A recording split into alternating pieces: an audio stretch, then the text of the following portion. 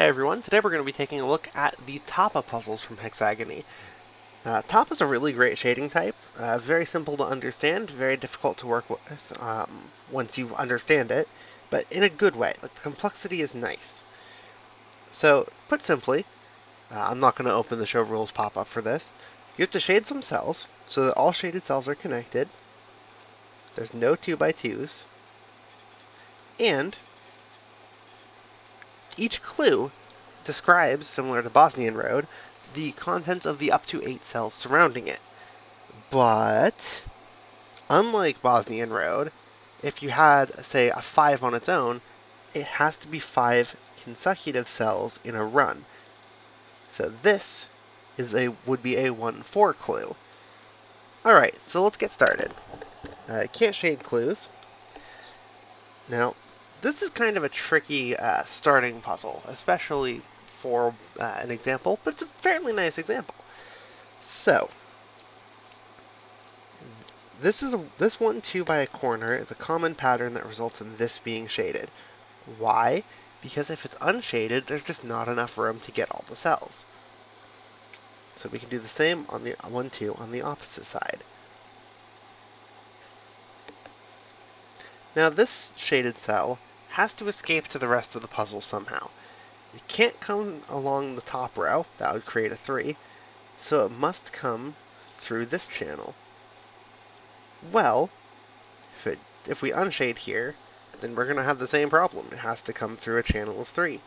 So this is shaded, and thus the 2 in the 1-2 clue, and we can take that a step farther to fill out the rest of the connection point. We can then fill out the rest of the 1-1-2. That's the only way to do it. Shade here, 2x2 says here.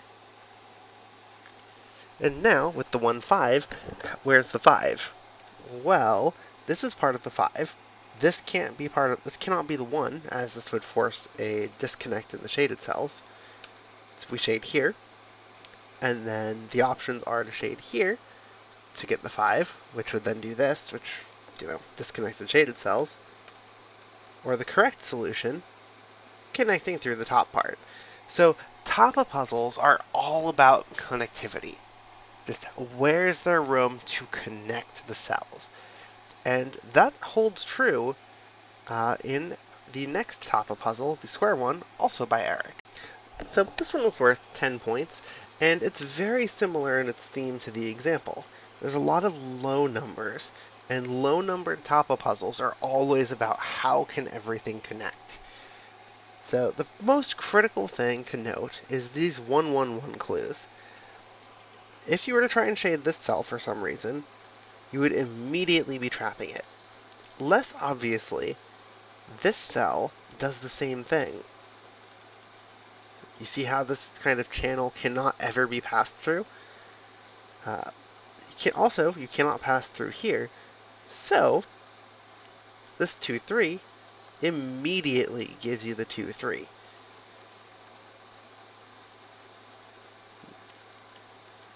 We can just take some more simple deductions, just filling in the space as given as a result of that. And now, the same thing we did with these 1-1-1 clues can happen here. As if we shade this cell, the 1-2's done, the 1-1-1's done, so both remaining cells would have to be unshaded, breaking connectivity. Now we cannot do the same here with this cell, as if we shade it, the 3 still has a chance to connect. But just like with the 2-3 on the left, we have to come through the 1-3 clue on the side for our inevitable connection. Okay, now just like with the 1-1-1s, right here cannot be a shaded cell, as it would force this to be shaded, so this one's not. It gives us these 2 for the 3 as a commonality. This is something that you can often get on larger clues, or small clues on edges, where no matter where you start, those are both shaded, which we now get a 2-4 commonality. As soon as you get one unshaded cell, you get this, as the 2 possibilities both have that. Those 5 shaded cells, sorry. However, due to connectivity, we're going to have to do it like this, and that resolves the bottom. Again, the 3 has to come through here. This cell will have to be shaded in order to connect. We can again just keep coming through the 4. This one must be shaded for the 1, 3. This was actually chosen as a solution code row to make sure this connection was done correctly and this was noticed. So now we're pretty much just left with the 1, 1, 2 clue. And the thing about this 1, 1, 2 clue is that we're passing through this kind of 2-cell wide channel with 2 2s again. So just like with the example puzzle, this one will be shaded as part of the 2. And we're either going to, I'm going to do this with line, connect like this, or like this. We don't know which way it's going to be, but we can now, knowing that this is part of the 2, this can't be a 1, this can't be a 1. So now that we have 6 cells, well, 1, 1, and 2 are 4, and with 2 forced gaps, that's maximal. So we immediately force the edges to be shaded. We know the 2 is the middle thing, so we can then immediately fill out the rest of the puzzle. And this is the solution to the 10-point Tapa from Hexagony. So now let's move to the hexagonal Tapa. Now, there is no 2x2 rule. Instead, it's the same kind of principle. You cannot have any inside vertex fully shaded. So no, essentially this is a no triangle. Okay, so where are the starting points in this puzzle? Well, we do have adjacent clues, and adjacent clues are very powerful in a Tapa because it gives you a forced unshaded clue.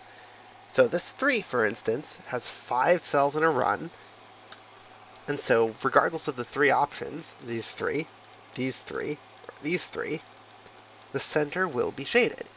We can do the same here. We can also do the same and something even stronger with this 1, 3 clue, where there's only 2 options, which with this 1, 2 will give us this cell unshaded. But this is getting a little bit ahead. Now, if we look at this 2, 2, well, on the surface, there's only 3 options for a 2, 2. There's this option, and this option. Note that they're all rotated, and whatever's true on one side is true on the other side. So we get this cell shaded. And this is the big conceit of this Tapa. This 5 now cannot take both of these 2. So it takes all 4 of those, which is going to give us the 1, 1, 1 clue. Now note that this 1, 2 now is forced to be this, as this is the only spot left for a 2, and we still need a 1. This gives us the 1, 3, and the 1, 2, and then the 3 shaded, it has to connect out by the shading cells. It's just how it goes.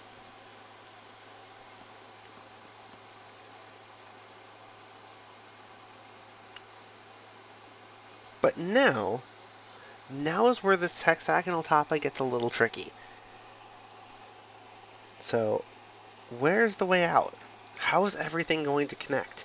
Because we have 1, 2, 3 disparate groups, and no real easy way to connect them.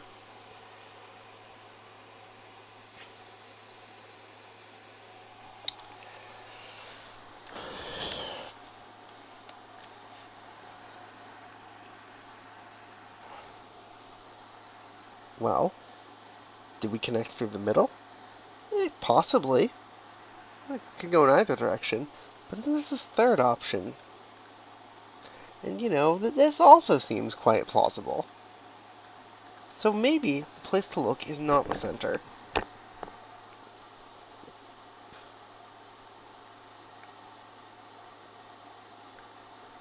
Maybe the place to look is in the bottom left. Maybe not. Not seeing any real way to concretely determine that yet.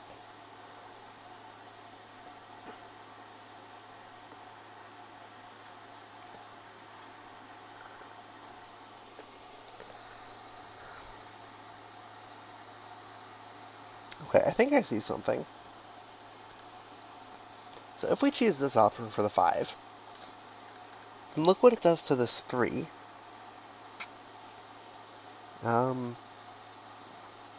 Actually, that doesn't really seem helpful.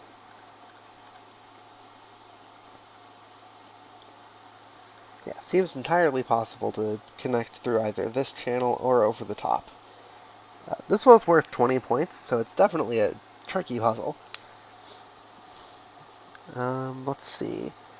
I think the progress is with this central construction. And trying to avoid shading here, like it results in a kind of double diagonal escape, but the double diagonal escape works.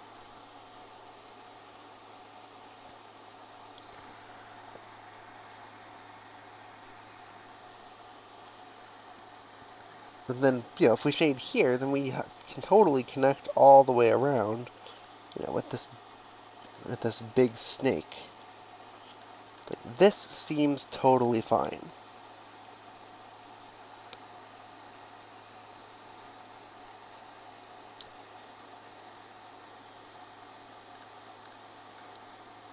So I'm actually at a loss as to what I embedded in this puzzle at this point.